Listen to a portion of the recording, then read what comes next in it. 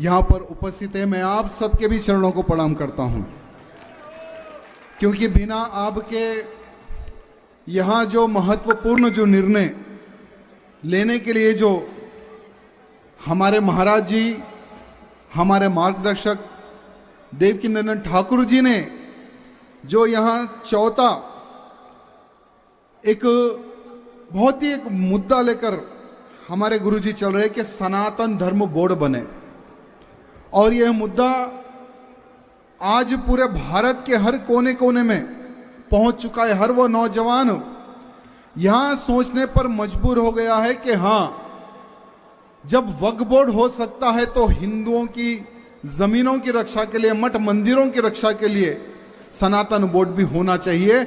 यहां जो आज जो चर्चा का जो विषय बना हुआ है ना, वो हमारे महाराज जी की देन है। मैं उनके चरणों को फिर से एक बार प्रणाम करता हूं। साथ ही साथ समय का अभाव है, मैं आज इस मंच के माध्यम से आप सबको बस यही निवेदन करने के लिए आया हूं। साथ ही साथ गुरुजी सोशल मीडिया के माध्यम से, लाइव के माध्यम से लाखों लोग आपके इस कार्यक्रम को लोग देख रहे हैं।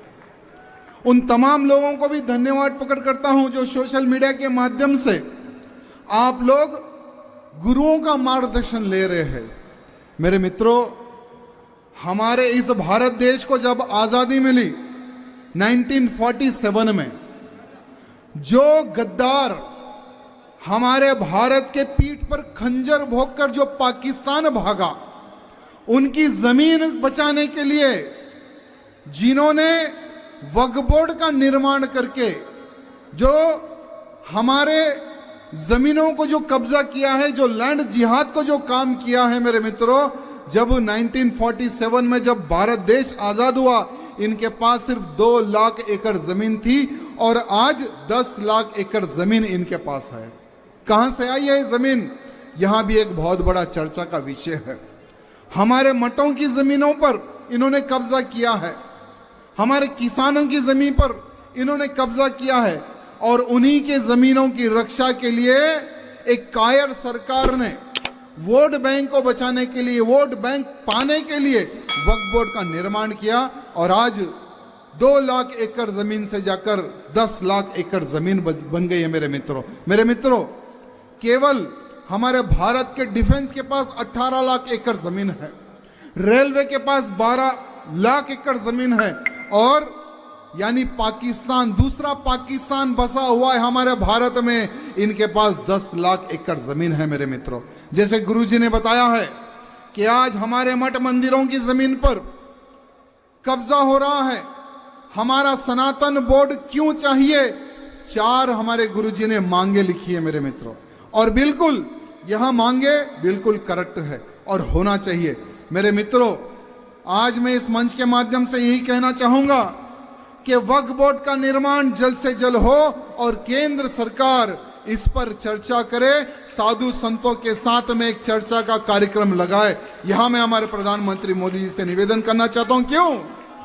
क्योंकि सनातन बोर्ड, क्योंकि उम्मीद आपसे ये दूसरों से उम्मीद नहीं है, क्योंकि उम्मीद तो हम हमारे अपने लोगों से किए जाते हैं, दूसरों से तो कोई उम्मीद नहीं है। क्योंकि जिन्होंने वक्फ बोर्ड बनाया है उनसे क्या हम उम्मीद रख सकते हैं? जो राम मंदिर जिन्होंने बनाया है हम उनसे ही उम्मीद रख सकते हैं, और दूसरे किसी से हम उम्मीद नहीं रख सकते। मेरे मित्रों, इसलिए मैं हमारे प्रधानमंत्री मोदी जी से निवेदन करना चाहूंगा, बोलिए मोदी जी और क्या करें। आज ये चौथा धर्म संसद का आयोजन किया गया है। एक संत होकर भी जनता के सामने आकर भीख मांग रहा है कि सनातन बोर्ड बने। क्यों? क्योंकि हमारे मठ मंदिर आज खतरे में हैं। आज बड़े बड़े हमारे मठ मंदिरों को लोग जब दर्शन के लिए जाते हैं, अगर केवल हम आंध्र प्रदेश का एक तिरुपति मंदिर की अगर हम बात करें तो रोजाना 10 से 20 करोड़ का हमारे भक्त वहां पर भेंट चढ़ाते हैं। लेकिन जैसे गुरुजी ने बताया है कि साल में 500 करोड़ रुपए सरकार वहां से उठाती है, वो 500 करोड़ रुपए विधर्मियों के ऊपर खर्च करती है। ये होना चाहिए क्या? हमारा पैसा, हमारे मठ मंदिरों का पैसा, लेकिन खर्च हो रहा है लव जिहाद करने वालों के ऊपर, लैंड जिहाद करने वालों के ऊपर, धर्मांतरण करने वालों के ऊपर हमारा पैसा खर्च हो रहा है। अगर हमारा ये सनातन बोर्ड बनेगा, हमारा सनातन बोर्ड बनने के बाद में ये सनातन बोर्ड गौरक्षकों के लिए एक कवच बनेगा मेरे मित्रों। लव जिहाद के खिलाफ लड़ने वालों के लिए कवच बनेगा, लैंड जिहाद के खिलाफ लड़ने वालों के लिए कवच बनेगा। मेरे मित्रों, आज यही कानपुर का एक योद्धा उड़ीसा की जेल में सड़ रहा है पिछले 25 साल से। वो धारा सिंह की रक्षा के लिए, उसके परिवार की सेवा के लिए यहां सनातन बोर्ड काम करेगा। अयोध्या राम मंदिर निर्माण के लिए कईयों राम भक्तों ने गोली खाई है। अयोध्या राम मंदिर निर्माण के लिए कईयों राम भक्तों ने, बाबर का ढांचा गिराने के लिए कईयों राम भक्तों ने गोली खाई है मेरे मित्रों। आज उनके परिवार को कौन देख रहा है, कौन पूछ रहा है मेरे मित्रों? उनके परिवारों को पूछने का कार्य भी यहां सनातन बोर्ड करेगा। गुरुजी ने केवल 7 अंश लिखे हैं, लेकिन सनातन बोर्ड बनने के बाद में इसमें बहुत सारा कुछ और भी ऐड होगा, बहुत सारा कुछ ऐड भी होगा मेरे मित्रों। लेकिन ये सनातन बोर्ड केवल किसी का फायदा नहीं है मेरे मित्रों, सिर्फ आप लोगों का फायदा है, हमारे हिंदू समाज का फायदा है मेरे मित्रों। इसलिए सनातन बोर्ड हमारा बहुत ही जरूरी है मित्रों। और हमारा जो पैसा है, हमारे मठ मंदिरों को जो पैसा जाता है, आज सरकारें हमारे मंदिरों के जमीनों को लीज पर दे रही है। तेलंगाना की सरकार गुरुजी थोड़े ही दिन पहले 200 एकड़ जमीन हमारे इंडोमेंट के मंदिर, यानी मंदिर का लैंड को दूसरों को लीज पर दी है।